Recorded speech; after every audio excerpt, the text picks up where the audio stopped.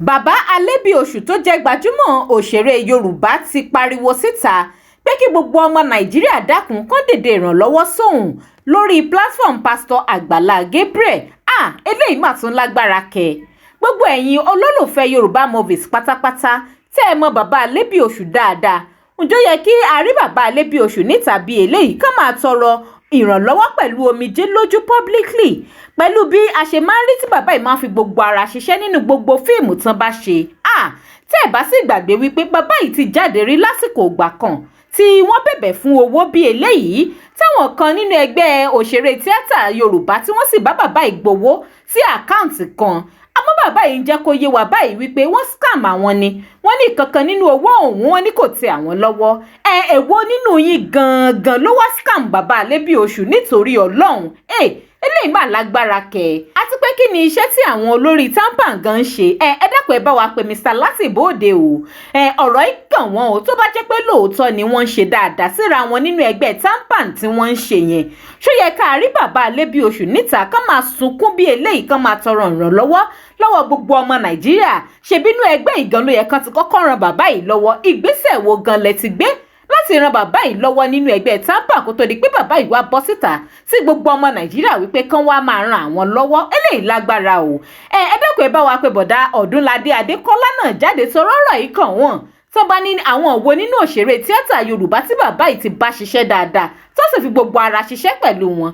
Odunlade Adékọ́lá jẹ́ kan a sì mọ̀ wípé Odunlade Adékọ́lá gan tó ran bàbá yìí lọ́wọ́ láì jẹ́ kẹ́nìkan ni ó mọ̀. Ìgbésẹ̀ wo wá ni Odunlade Adékọ́lá gan ti gbé láti ran bàbá yìí lọ́wọ́ nítorí Ọlọ́run? Eléyìí lágbára o. Ẹ̀yin olólùfẹ́ Yorùbá movies pátápátá tẹ́ ẹ̀ sì nífẹ̀ẹ́ bàbá Alebiosu dáadáa, ẹ jẹ́ àjọ gbọ́rọ̀ lẹ́nu wọn kẹ́yìn náà wá fi ìdáhùn yín bọ́rọ̀ ọ̀hún ṣe rí lára tìyín náà. Ẹ máa bá mi sọ sí comment section. Please remember to subscribe, like, comment and share this video. Mo kí gbogbo ẹ̀yin olólùfẹ́ mi káàkiri odò mẹ́rin àgbáyé. Ó kí orúkọ mi ní Adéwálé Alebiosu tí àwọn èèyàn máa ń pè mí ní Awólọ́jọ̀.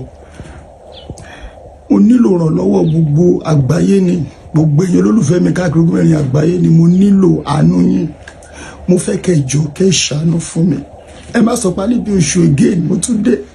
Bẹ́ẹ̀ kọ́, àwọn tí wọ́n kọ́kọ́ gbé mi jáde pé wọ́n máa bá mi bẹ̀ àwọn olólùfẹ́ mi kan ṣàánú fún mi, èmi ò mọ̀ pé àpò tara wọn ni wọ́n ń dù. Nígbà tán fẹ́ ṣe wọ́n ní kí jẹ́ káwọn fi àkáǹtì tí wọ́n sí. Ìgbà tó yá wọ́n ní àwọn èèyàn ò fún mi lówó. Ṣé mọ̀ pé ọ̀nà dẹ̀ máa mọ̀ tó bá wọlé àbówó wọlé. Mo bẹ̀ yín ni ìgbà tí máa lọ sí Ìkòròdú níbi ìsọjí Agbala Gabriel, mo wá ra wọn, mo ṣàlàyé ọ̀rọ̀ ayé mi fún wọn. Wọ́n dẹ̀ ní ó dá wọn máa gbìyànjú fún mi láti bá àwọn olólùfẹ́ títí wọn àti tèmi náà sọ̀rọ̀ pé kí wọ́n ṣàánú mi. Mo bẹ̀ yín ni ẹ ṣàánú mi. Bẹ́ẹ̀ ṣe wò mí mo sick, àwọn èèyàn ò pè mí síṣẹ́ mọ́ bóyá torí pé mo sick náà ṣe pè mí mọ́. Oògùn ló gbé mi ró bí mo ṣe wà.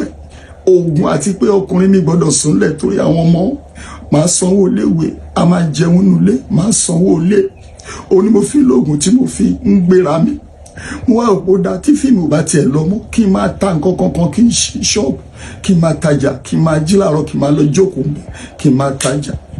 Ẹ jọ̀ọ́ mo bẹ̀ yín lórúkọ Ọlọ́run, mo bẹ̀ yín ẹ jọ̀ọ́ ẹ ṣàánú fún mi. Ẹ̀yin olólùfẹ́ Agbala Gabriel àtẹ̀yin olólùfẹ́ ti tèmi náà káàkiri ogun mẹ́rin àgbáyé, mo bẹ̀ yín ẹ ṣàánú mi, ẹ ràn mí lọ́wọ́. Ẹ má jẹ́ kí n kú báyìí, má jẹ́ kí n kú báyìí pé gbà tí olódì mi bá ṣubú lulẹ̀. Tó máa ṣe màmá sọ pé kí ló tún ṣe Alebiosu, kí ló tún ṣe? Ẹ ṣàánú mi torí téèyàn ò bá rí aláàánú kò sí nǹkan tí ò lè ṣẹlẹ̀ sẹ́dá. Nígbà tí rònú bá tún ti wá pọ̀ ju ẹ̀mí èèyàn lọ, mo bẹ̀ yín ní lórúkọ Ọlọ́run ẹ jọ̀ọ́ ẹ ṣàánú mi. Mo fẹ́ máa tajà ní ẹ jọ̀ọ́ torí Ọlọ́run, mo bẹ̀ yín ẹ jọ̀ọ́. Ọ̀rọ̀ lẹ́yìn èèyàn gbọ́ lẹ́nu bàbá Alebiosu yìí. Kí lè rò tiyín lórí ọ̀rọ̀ yìí? Ẹ máa bá mi sọ sí comment section o. Tẹ́ bá wá lọ wo kọ́mẹ̀ntì under fídíò bàbá Alebiosu yìí dáadáa lórí péèjì Pastor Agbala Gabriel, ẹ rí àwọn kọ́mẹ̀ntì tó ṣe wípé ó lágbára ó sì bani lọ́kàn jẹ́ púpọ̀. Ẹnìkan rèé Adéyẹmí Olúwaṣeun, ó ní Nollywood in this Naija is a mess. They don't help themselves until person kpai Imagine Odunlade, Adekola, Femi Jelili, Latin, Muyiwa Ademola and co that have been successful in the industry can't help the less privileged among them. If this man die now, na dem go arrange coffin and burial. Ó ga o. Ṣé òótọ́ wá kọ́ lẹ́ni yìí sọ báyìí nítorí Ọlọ́run?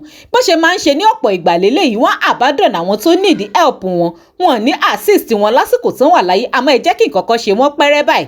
Wọ́n á ti sáré máa ra coffin, ó lágbára gidi gan.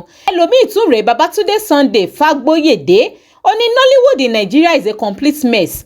As active and articulate as Baba Alebiosu is, averagely, it should be financially buoyant. The celebrities among them only exploit the less privileged and the uneducated. This is not worthwhile and not commendable. The educated celebrities supposed to assist the less privileged and the uneducated so as to better their lot and make their life meaningful. In fact, I was so baffled when Abeni Agbon was equally demanding for help. It is a pity. Ẹ̀yin náà gbọ́ gbogbo ọ̀rọ̀ táwọn èèyàn ń sọ ní comment section fídíò bàbá Alebiosu. Ǹjẹ́ ó yẹ ká rí bàbá Alebiosu káṣẹ̀ máa sunkún kan máa pariwo síta ká tó rẹ́ni tó máa ràn wọ́n lọ́wọ́ nínú movie industry? Ó lágbára gidi gan o. Gbogbo ẹ̀yin gbajúmọ̀ òṣèré tíátà pátápátá ẹ ní láti dìde ìrànlọ́wọ́ síra yín. Kì í ṣègbà tẹ́nìkan bá jáde láyé tán lẹ́ṣẹ̀ wá máa lẹ́ẹ̀ra coffin ẹ̀ ń sunkún ẹ̀ ń ṣèdárò rẹ̀. Lásìkò tẹ́ni ọ̀hún bá wà láyé tó ń pèpè fún ìrànlọ́wọ́ ó ní kíkẹ́ máa ràn wọ́n lọ́wọ́ kì í ṣègbà tí wọ́n bá jáde láyé tán. Mr. Latin, ọ̀rọ̀ ikàn yín ṣe ẹ dìde ẹ túnú ẹgbẹ́ yín ṣe. Àsìkò ti tó fún yín láti túnú ẹgbẹ́ yín ṣe. Ẹ tún nǹkan ṣe nínú ẹgbẹ́ yín kí nǹkan tó yíwọ́ jù báyìí lọ. Ẹ̀yin èèyàn wa ẹ máa sọ gbogbo bọ́rọ̀ ìbáṣe rí lára ti yín náà sí comment section o. And please remember to subscribe, like, comment and share this video. Thanks for watching.